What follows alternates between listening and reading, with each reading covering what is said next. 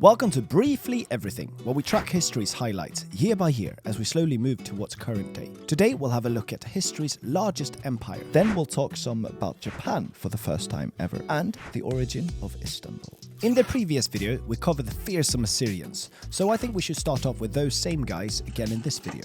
In 689 BCE, the Assyrians, with their king Sennacherib, destroys with great brutality the city of Babylon. However, the Assyrians will be on the short end of that stick, as they will be reconquered and exit the history books by the very same Babylonians in less than 100 years from now.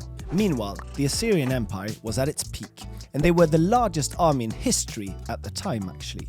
And just to show for it, Ashurbanipal, the Assyrian king, invaded and conquered Egypt 668 BCE. Much of Egypt at the time had already been conquered by Nubia. However, Egypt was still considered one of the most impenetrable kingdoms in Africa and in the Middle East, where it actually also had parts of its empire. Within a month, the Assyrians had conquered them, and now the Neo-Assyrian Empire stretched all the way from Egypt to the Persian Gulf to current-day Armenia. So, Ashurbanipal, the Assyrian king, had now taken over Egypt, and if you can recall, these Nubians from just a little bit down under had already conquered much of southern Egypt at this point. But they were now pushed back to where they came from. They would fight back for a few decades, but then ultimately succumb and leave much of their former kingdom, and instead they would just peace out in what is today known as Sudan.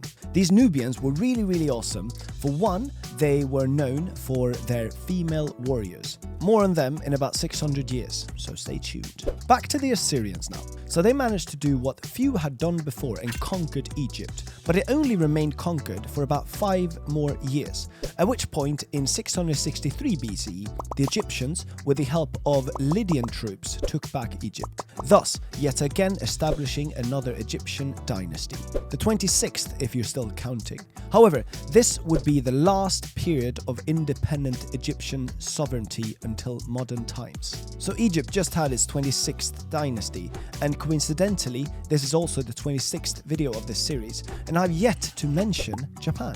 A Japanese guy called Jimmu is regarded as the legendary first emperor of Japan, with his ascension traditionally dated to 660 BCE. He is mythologically described as the ascendant of the sun goddess Amaterasu and the storm god Susanoo.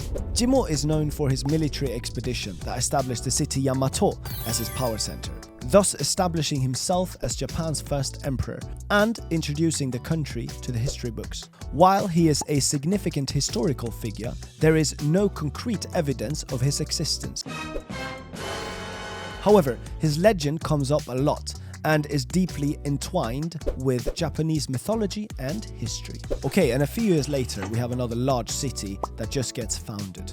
Byzantium was founded around 657 BCE by the Greeks. Its strategic location on the European side of the Bosporus Strait was chosen based on the oracle at Delphi's advice.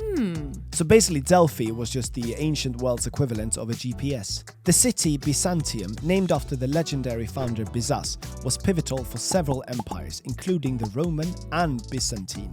Its significance stemmed from its strategic position, controlling access to the Black Sea and the fertile lands around the Golden Horn. Byzantium was later renamed Constantinople and is now, in modern times, known as Istanbul. And that, my dear folks, is a wrap.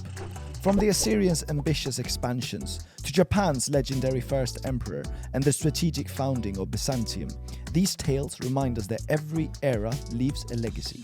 Remember to stay curious, and I'll see you next time.